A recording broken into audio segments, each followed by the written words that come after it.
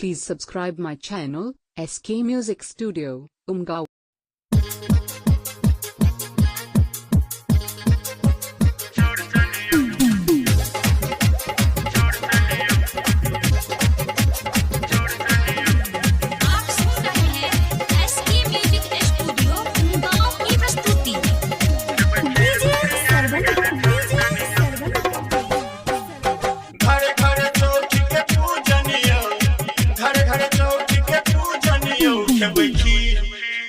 खीर पूरी आबि गेलै चौरचनियो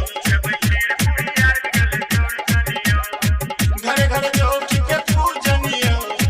घरे घरे चौठी के पूजनियो खेबै खीर पूरी आबि गेलै चौरचनियो खेबै खीर पूरी आबि गेलै चौरचनियो खेबै खीर पूरी आबि गेलै चौरचनियो खेबै खीर पूरी आबि गेलै चौरचनियो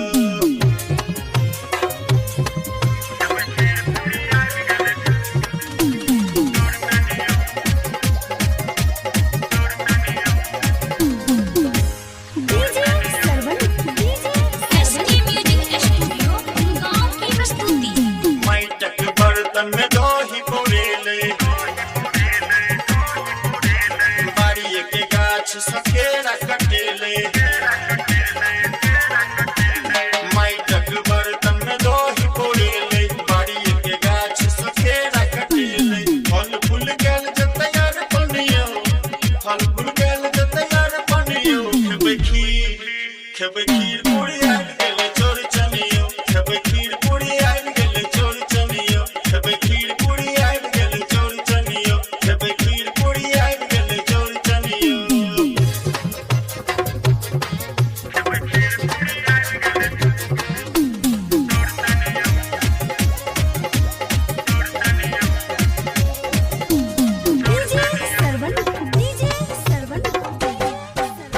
लागल पकवान पपौआ के ध्यान छै बुझे में नहीं आवे आज पैसा कता जान छै लागल पकवान पपौआ के ध्यान छै बुझे में नहीं आवे आज पैसा कता जान छै मन मन कर सब सुमिरनियो मन कर सब सुमिरनियो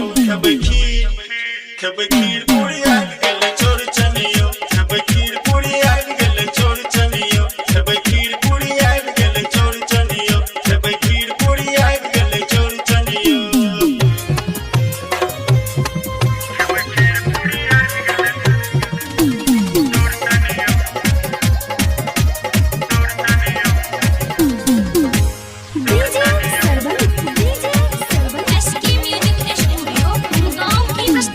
अबियो चूठी चन तरस देखबियो छप्पन व्यंजन के अहाँ जुठियबियो अबियो चूठी चन तरस